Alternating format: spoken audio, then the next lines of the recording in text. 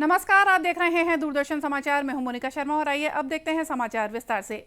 भारत वर्ष 2070 तक शून्य कार्बन उत्सर्जन का लक्ष्य हासिल कर लेगा। वर्ष 2030 तक कुल अनुमानित कार्बन उत्सर्जन में से 1 अरब टन की कमी की जाएगी। वर्ष 2030 तक अर्थव्यवस्था की आर्थिक गतिविधियों से कार्बन उत्सर्जन में 45% से ज्यादा की कमी लाने का लक्ष्य है।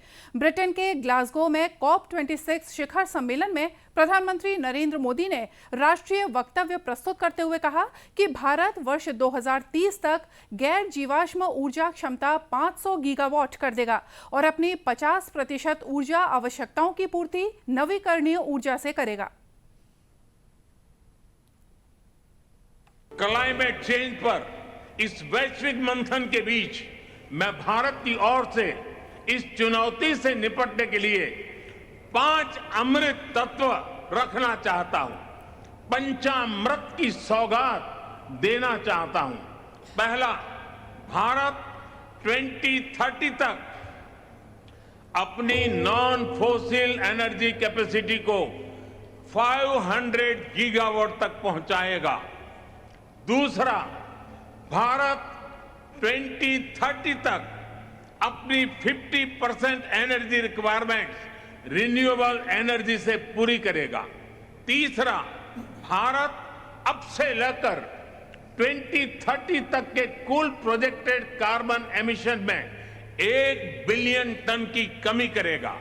चौथा, 2030 तक भारत अपनी अर्थव्यवस्था की कार्बन इंटेंसिटी को 45% से भी कम करेगा।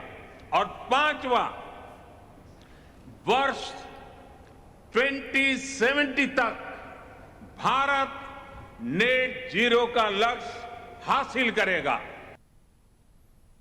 प्रधानमंत्री ने जलवायु चुनौतियों से निपटने के लिए वर्ल्ड मूवमेंट का प्रस्ताव रखा। श्री मोदी ने कहा कि वन वर्ल्ड विश्व का एक मूल आधार बन सकता है। ये एक शब्द है लाइफ, LIFE, यानी लाइफस्टाइल फॉर एनवायरमेंट। आज जरूरत है कि हम सभी लोग एक साथ आकर कलेक्टिव पार्टिसिपेशन के साथ लाइफस्टाइल फॉर एनवायरमेंट यानी लाइफ को एक अभियान की तरह आगे बढ़ाएं। ये एनवायरमेंटल कॉन्शियस लाइफस्टाइल का एक मास मूवमेंट बन सकता है। आज आवश्यकता है माइंडलेस और डिस्ट्रक्टिव कंजम्पशन के बजाय माइंडफुल और डेलिबरेट यूटिलाइजेशन की। ये मूवमेंट एक साथ मिलकर ऐसे लक्ष्य तय कर सकता है जो डाइवर्स एरिया जैसे fishing, agriculture, wellness, dietary choices, housing, packaging, hospitality, tourism, clothing, fashion, water management और एनर्जी जैसे अनेक सेक्टर्स में एक क्रांतिकारी बदलाव ला सकता है। श्री मोदी ने जलवायु परिवर्तन की रोकथाम के लिए इस वित्तीय प्रतिबद्धता पर लगातार नजर रखने पर जोर दिया। साथ ही उन्होंने विकासशील देशों की पैरवी भी की।